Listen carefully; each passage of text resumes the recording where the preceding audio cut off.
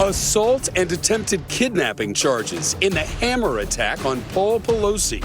What the feds say the suspect did, his alleged plan to hold Nancy hostage, and his threat to break her kneecaps. The murders of two young girls still haunt an Indiana community 5 years later. Finally, a suspect charged.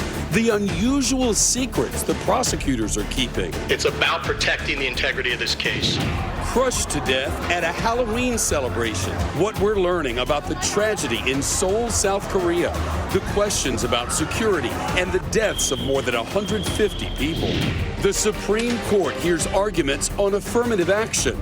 Is it time to stop considering race for university admissions? Race-conscious admissions is not only fundamental, it's essential. And we shouldn't, as a nation, advantage or disadvantage people solely based on the color of their skin.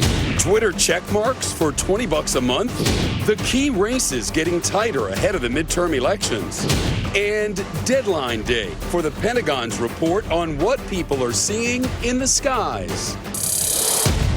Down 29, the NASDAQ down 114. I'm Shepard Smith. Former President Trump's family business on trial. Opening statements today in what prosecutors are calling a case of greed and cheating. And the defense tries to paint a picture of executives gone rogue.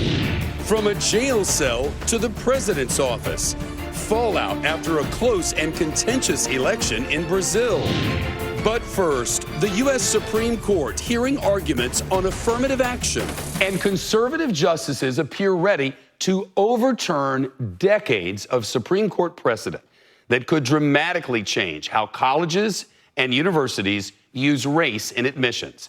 The justices heard arguments today for nearly 5 hours as protesters chanted outside the court. Two cases today, one against Harvard, the other against the University of North Carolina, Chapel Hill. During arguments, conservative justices hinted using race as a consideration for admission could be discriminatory. Race for some highly qualified applicants can be the determinant factor, just as being an oboe player in a year in which the Harvard Radcliffe Orchestra needs an oboe player will be the tip. We did not fight a civil war about oboe players. We did fight a civil war to eliminate racial discrimination, and that's why it's a matter of considerable concern. But the outnumbered liberal justices suggested universities need racial diversity. Justice Elaine Pressure now sending former President Obama to all 4 of those states in a last-minute blitz. We just learned today he'll campaign with President Biden in Philly on Saturday. He stopped in Georgia on Friday, set to hit Nevada tomorrow, Arizona on Wednesday. That's where Democrats may have the most hope, according to the new poll. Democratic Senator Mark Kelly facing off against a Republican challenger, Blake Masters. Kelly holds a 6-point lead over Masters right now. But the poll also shows that while more Americans say they want to elect Democrats in their own states, they want Republicans to win control of the Senate. That was the case in 3 of the 4 battlegrounds. President Biden and other world leaders congratulating Luiz Inácio Lula da Silva on becoming Brazil's new president. Lula, they call him. Last night, he narrowly defeated the far-right incumbent Jair Bolsonaro in a bitter presidential election. Person board. That's according to documents filed with the SEC today. You can do that when you own it. It comes as Musk is reportedly planning to fire 1/4 of Twitter's workforce tomorrow. According to reporting in the Washington Post, Musk's inner circle worked with Twitter's remaining senior executives through the weekend. They're reportedly planning to lay off nearly 1,800 employees.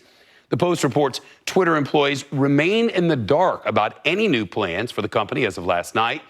The communications department's gone silent. Rumors have swirled about layoffs, with some notices going out quietly. Musk did not respond to comments for requests for comment. Steve Kovacs in the military of UFOs. So are they aliens or just a bunch of space junk?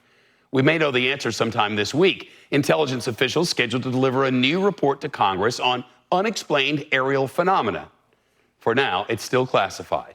Here's NBC's Gadi Schwartz on what experts are anticipating. The hope that it'll provide explanations for some of the hundreds of UFO sightings in recent years. Officials familiar with the findings